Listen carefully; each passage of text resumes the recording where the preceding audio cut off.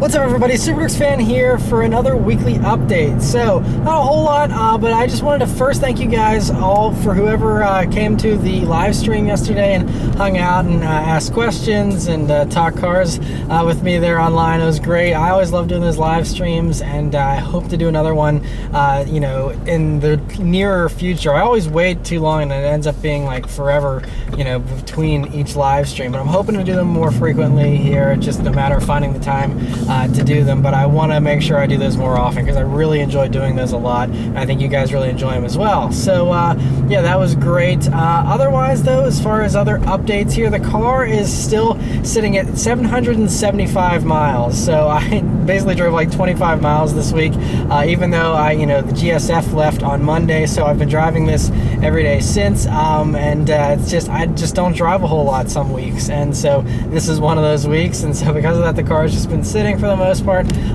But I'm hoping, I was supposed to do 2 car reviews yesterday actually, but then it ended up not working out because of the rain that we've been getting here in Pittsburgh. We've been getting tons of rain almost every day, and so but I'm hoping to film a car review tomorrow that's actually out of state. It's not super far drive, but a little bit of a drive that should hopefully put me over that 1,000-mile mark.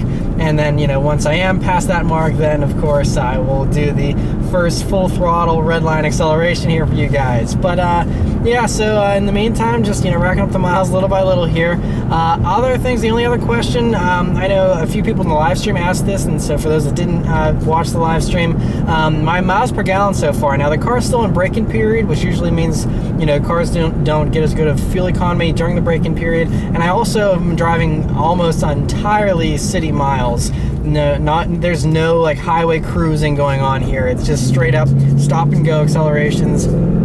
And so because of that, my fuel economy is currently 15.6 miles per gallon. So I think, if I got a better mix of city and highway and the car wasn't on its break-in period, I'm sure it would probably be better. I've seen, a lot of people return at least 18 in daily driving, and on the highway, of course, you get well into the 20s. So I don't expect the fuel economy to be this bleak. But honestly, I don't really care, because as I've just said, I don't drive enough to, really, make it annoying or anything. And I mean, gas is cheap, so financially it's not a big deal, so it doesn't bother me really, but just want to let you guys know about the fuel economy. But anyway, there's lots of news to go over this week, so I'll send it back to me at the news desk for this week's news. Right, for this week's news, now there's lots to go over this week, so I'm going to try and go quickly here. But the first thing is there's a bunch of stuff that's been unveiled and is currently being unveiled at Monterey Car Week. So the first thing is the Koenigsegg Agera XS, which is basically a one-off Koenigsegg built for a special collector, but it's different in that it's been modified so that it's allowed to be driven on U.S. roads.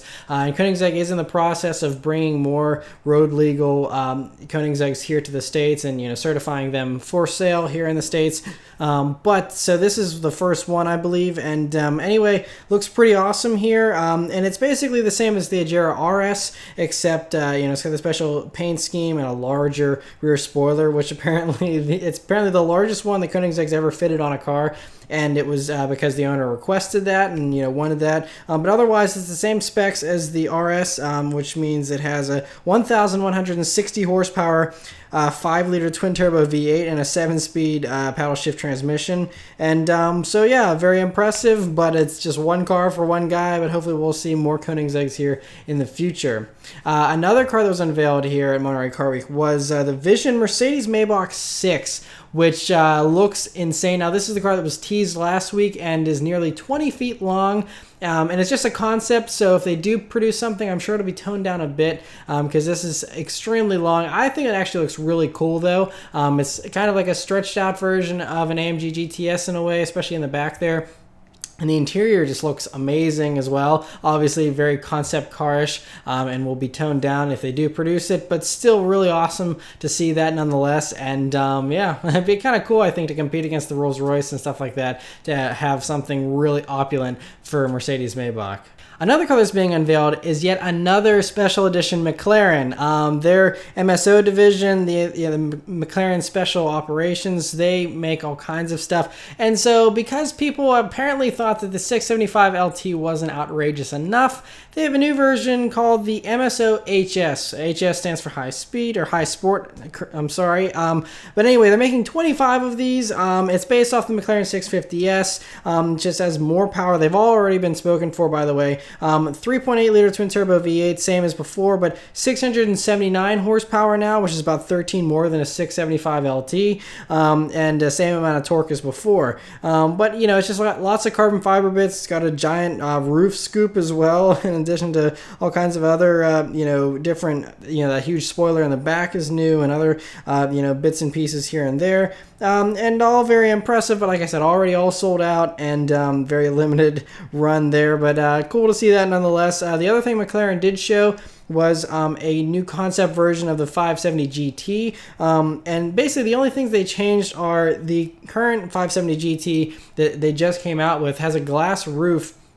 And apparently it gets pretty hot because there isn't much tinting involved. And so this one has this new electrochromatic glass roof, much like you see on some of the Mercedes products and some of the other things like that, that allows different degrees of tinting electrically, so that you can, you know, make it a little more comfortable in the cabin and reduce some of the glare and all that kind of stuff, which is a great addition. And they're working on making that more production ready to include in future 570 GTs. And this one also has a special titanium exhaust. That's pretty cool. But otherwise, you know, same basic car. I mean, the 570 GT just came out, so no need for any additional stuff there. Another car that is being unveiled at Monterey Car Week is Cadillac has a new design concept, and they're unveiling it on the 18th. I'm filming this on the 18th, but I guess they're debuting it later on in the day, so I don't have pictures of it just yet. If you follow me on Twitter, I'll be retweeting whenever they do post up pictures of it. You can follow me on Twitter at SuperDorksFan. But for right now, all we just see is this design concept, and we just see the interior, which looks very futuristic and cool. So who knows, maybe they'll do a follow-up to the El Mirage concept that they had that was amazing, and they ended up not building, sadly. So we'll just wait and see, you know, what it is they debut, but great to see that nonetheless. And now on to other non-Monterey Car Week stuff. The other GM news here is that the Corvette ZR1 was spied running around again, and this is, you know, the C7 version, and this time it has the spoiler attached, and man, what a spoiler it is. It's an enormous wing. Now, we saw in the previous ZR1 spy shots that there was the little mounting points where there probably would be a spoiler, and here we have it with the spoiler intact, and it looks insane. But you know, they're saying this is probably going to be going more towards like a Viper ACR kind of approach. So it's going to be a track monster that's also going to be lighter and more powerful than the Z06, and should make for a very, very impressive performance. So great to see those spy shots. Another really cool thing that was officially unveiled this past week was Dodge is officially reviving the Challenger TA and Charger Daytona trims for 2017. So awesome. I love this combination here with the satin black stripes and things. So they're debuting both here at the Woodward Dream Cruise, which is also going on here coming up this weekend. They're going to have a few different trims for the Challenger TA here, with the first being just you can get it with the RT's 5.8 liter V8 or 5.7 liter V8 that it usually has, or you can get it with the 6.4 liter Hemi V8 engine, which is inspired by the old-fashioned Challenger TAs. But the cool thing about the TA package, essentially, aside from the exterior bits, which, you know, has a satin black hood and other cool things, you know, the stripes and black wheels and stuff, but it also includes a 2.75 inch active exhaust system, which is awesome. I love more and more cars having active exhaust. That's awesome. And it also is including a Mopar air filter. So, you know, there's really no actual bump in power because of those modifications, but should make it sound a whole lot better and be, you know, just add a little bit of an extra edge instead of just being strictly an appearance package. That exhaust system alone is probably worth getting the package. But yeah, same basic horsepower numbers as before. But yeah, I think they look fantastic. And so the three different trims you can get for the Challenger TA are the base model, and then you can get the TA Plus, which has the heated and vented Napa leather seats. You can get, you know, and it has the 8.4 inch U-Connect, all that kind of stuff, better sound system. And then there's the TA 392, which has that 6.4 liter V8. It has wider wheels, and it also has Brembo 6-pot calipers as well. So that's if you really want to go all out. And as far as the Charger Daytona is concerned, now that's, again, similar in style. Now there's no huge spoiler like on the old Charger Daytona Coupe, you know, from the 60s, but It is pretty awesome. It just has the same kind of exhaust and engine upgrades as the TA, with the different exhaust, and that's it. Top speed, they're also noting, is limited. It's upgraded from 135 miles per hour to 150, which is also pretty great. For the Charger Daytona, though, they're only offering it in 2 trims. You can either get it with the 5.7 liter base model or the 6.4 liter version called the Daytona 392. So as far as pricing goes for all these, now for the Challenger TA, it's going to start for that base model with $38,485. That's including a $1,000 destination charge. So that's for a cloth bare bones version. If you want the TA Plus, that's going to add an extra $2,700 roughly, and then so you're pushing it up over 40 grand. And then if you want the 392 version of the Challenger TA, it's going to be about $45,000. So not cheap, but should be actually a collector's item. There's not any kind of limited production for these, but still, is definitely one of the coolest things Dodge has done. Every year they're doing cooler and cooler things. I love the direction of Dodge currently. And anyway, as far as the Daytona goes, the price for that is $40,985 for the 5.7 liter version, or $46,090 for the 6.4 liter. So you can order the Charger Daytona in September, where the Challenger TA, the orders open up in October. So both are fantastic, and bravo with Dodge doing that. That's so cool. Now for some more practical but still exciting news. Honda this past week officially unveiled the 2017 Honda Civic Hatchback after it was leaked last week. And so we got some cool tidbits of information here that we didn't know before, and that is it's going to be available in all the same trims as the other Civics currently are for the 2016 model year here. But for 2017, there's going to be a Sport Touring trim now, and so that's a new addition, and it's actually going to have a little bit more power for this. It's not just a new trim; it also gets a bump in power. So all of the hatchback models are all going to get the 1.5 liter turbo engine. You can't get the naturally aspirated engine for the hatchback, but that's okay because so in the standard models it gets 174 horsepower, but that Sport Touring one it ends up with 180 horsepower, and so that's partially thanks to a center exit exhaust that you can see here on the picture. The only picture that they released here. They all have the same torque figure of 162 pound-feet. And so, but the other really good piece of news is that the hatchback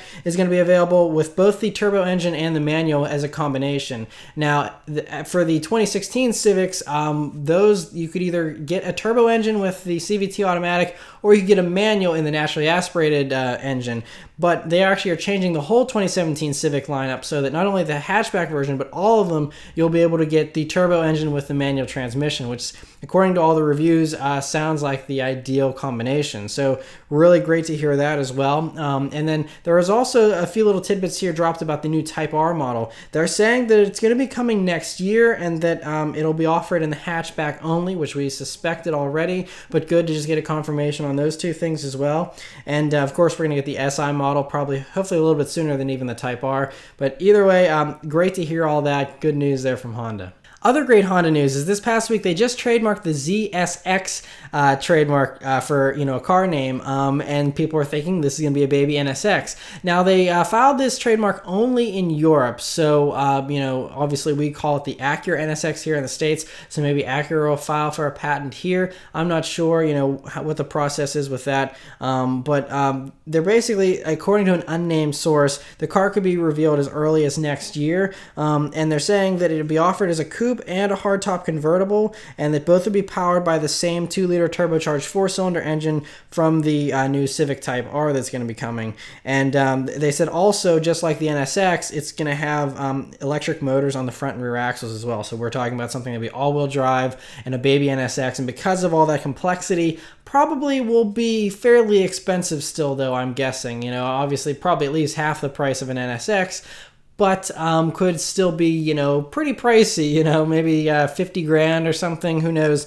So we don't have any more details about it other than that, but hopefully we do see it next year, because, if it looks anything like these patent drawings that were unveiled, I think, earlier this year or late last year, it should be a really cool little car. So fingers crossed they end up building it, and hopefully they still have an actual S2000 successor in the pipeline as well, that's rear-wheel drive, convertible, back to basics. Speaking of awesome little sports sports cars, though, Mazda this past week has announced that they're, we know that they're going to be making the new MX-5 RF, which is the retractable fastback one that was unveiled here at the New York Auto Show earlier this year, and everyone's very excited about that. But the really interesting thing is, crazily, they're doing a launch edition. Now, they did a launch edition for the regular MX-5, but this time they're doing it a little bit differently, because last time it was just like the first 1,000 customers that went onto the website and pre-ordered it were able to get one. This time, though, you have to be invited in order to get this car. They're emailing, I guess, 1,000 of their valued Mazda customers and offering them the opportunity to buy one first.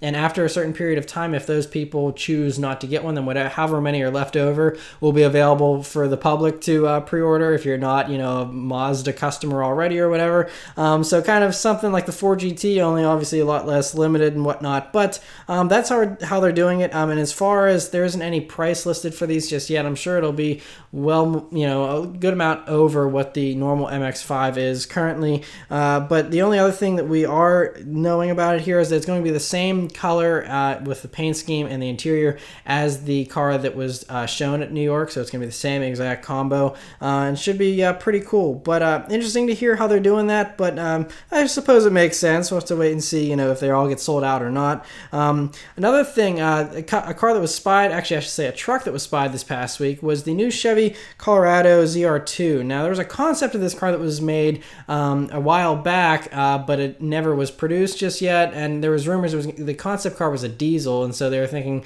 this would come as only a diesel. But the spy shots show that the truck was filling up at a normal gas pump with regular gasoline, so it's to be assumed that they're going to be making an actual production version of this Colorado Zr2 with a gasoline powertrain, which is cool to see. Ford this past week made an interesting announcement that they've been working on autonomous cars for a long time now, and so their new announcement, though, is that they plan to do autonomous fleet vehicles. But here's the kicker: by 2021, they're saying that they're going to have these autonomous vehicles ready, and they will not have any kind of steering wheel, gas pedal, or brake pedal. In addition to obviously probably not having a driver, because the driver couldn't do anything anyway. But that's pretty bold. I mean, all the other autonomous vehicles that are out there and that are being planned even for the future, they all have some kind of backup steering wheel and, brake and gas pedal, so that if you have to take over because technology fails, I don't care how advanced it is, we're only 5 years away from 2021. I highly doubt it's going to be perfected in the next 5 years,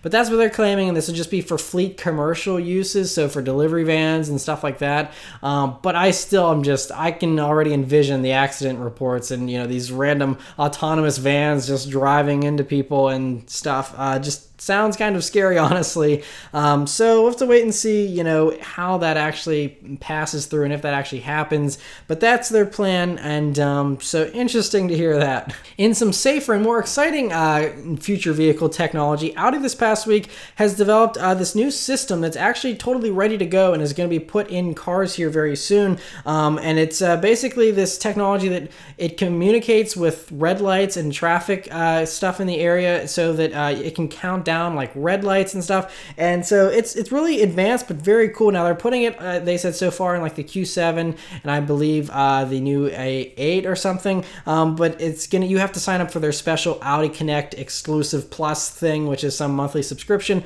in order to have this technology enabled.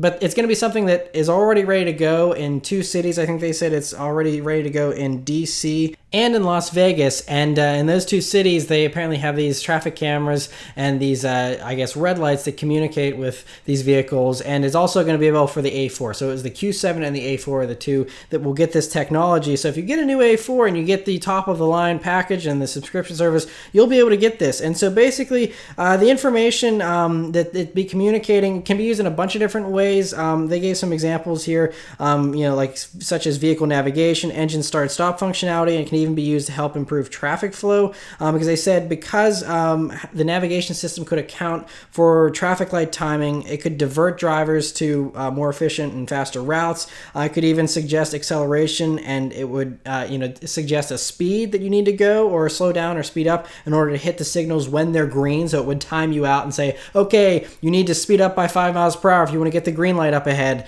and that is pretty crazy and awesome to think about, honestly. And so, all that kind of stuff would minimize stopping and starting, which would therefore make more fuel-efficient vehicles that aren't wasting energy sitting at red lights and accelerating and stopping and all that kind of stuff, which makes complete sense and honestly is one of the most intelligent things I've heard as far as futuristic car technology here recently. And so that's pretty brilliant, honestly. And then they said the car could also, selectively shut off at long stops, but could also remain on so that it's less annoying whenever the light's gonna be turning green soon.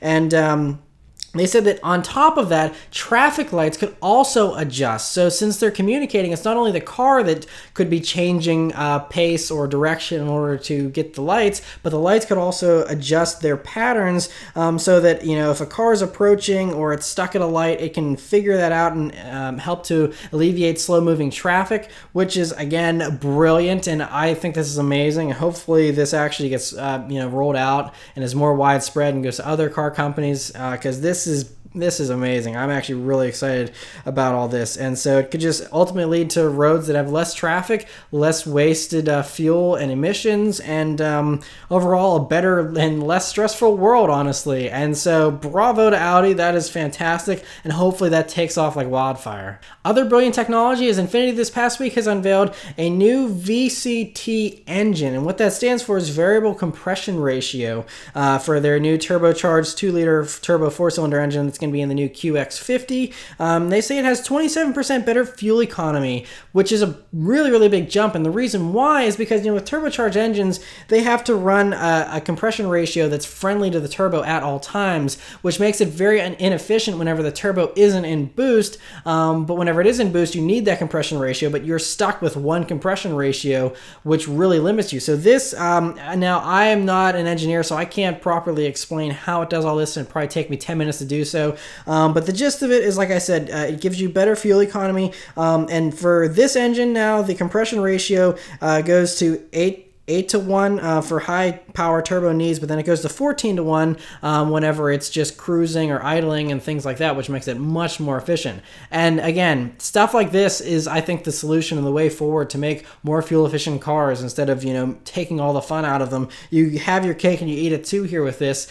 And so that is brilliant, and hopefully, this is another thing that other automakers adopt so that you can not have to sacrifice and still get better fuel economy. So great to see that. And this past week, Volkswagen was spied testing their new CC 4-door coupe, which looks similar to like an Audi. And, the CC has always been basically a more aggressive coupe version of the Passat, basically based on the same platform. And it looks like they're going to be also doing that here for the new CC. It's going to be based on the new Passat platform, and it's going to use, a lot of the sharper edge design that you'd see in stuff like Audis and whatnot, so it looks good from the spy shots we see here. It seems like it may be going to a hatchback form based off of the zipper that they have there on the back end, apparently, for the trunk area, and so that could make it more versatile as well than a standard Passat without having to go full wagon, and so great to see that. Now they're saying that they're expecting the new CC to be revealed in 2017 as a 2018 model, and so great to see that. And then the last two stories this week are a mix of good and bad. So the first is, if you remember, a little while ago, maybe a couple months ago, I reported on how Norway was planning, they had a proposal in the government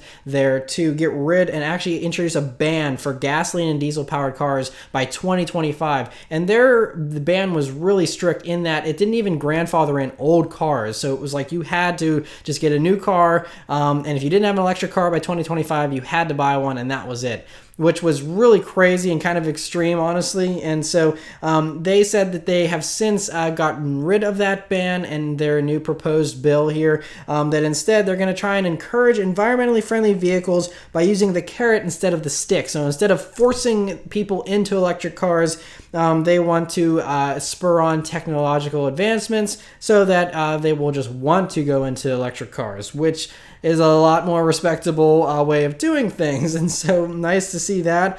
But the last story this week is not so great news, and the same exact thing. So although Norway has now, kind of, I guess, figured this out, In the Netherlands, it's a different story. So they have just introduced a ban that says by 2025, they are going to make gasoline and diesel-powered vehicles illegal to sell. But theirs is a little different in that they grandfather old vehicles in. So any vehicle produced before 2025, you would be allowed to still drive on the streets. They wouldn't be road illegal.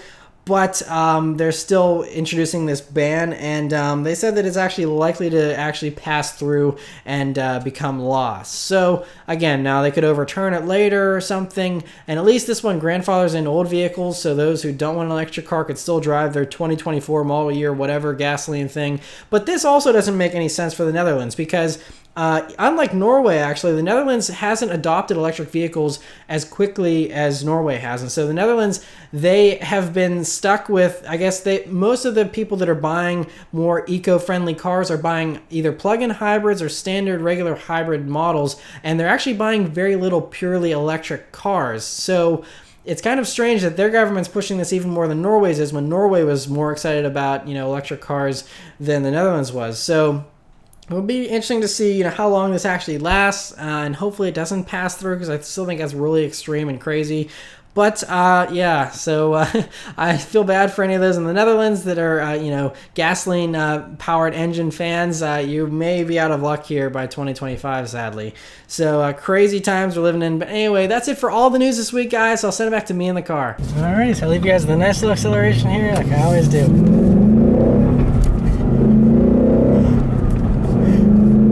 Keeping it under that $4,000 limit. But yeah, so much fun. I'm telling you, this thing is just like so perfect for me and my personality and what I want in a car. It's why I just want to leave it stock, honestly. I'm totally happy with it. And yeah, one other thing I want to mention real quick here before I go is that I am going to be doing a road rally this weekend. It's just a short little like timed road rally, not like anything like crazy or going cross country or anything like that. It's just a quick little local rally that'll only take me a few hours to do, and it's one of the timed ones, so all the roads are paved and everything is, it's just hitting checkpoints at the right time essentially. But it should be a fun little thing, especially because I'll hopefully have the car broken in by that point, so I can let it rip on some really cool back roads that I have never driven before, and it should be a lot of fun. And so I'm going to try and do some kind of video for that as well, probably just using like a GoPro filming me and my wife as the co-driver, and then using the dash cam footage to kind of give you guys a sense of where we're driving and what's going on. Probably won't be anything too crazy, it's not like some race or anything, but it should still be kind of a cool little experience I've never done before, and should be really fun, especially here in the new car. So anyway, thank you guys very much for watching. I'll see you next week. Take care.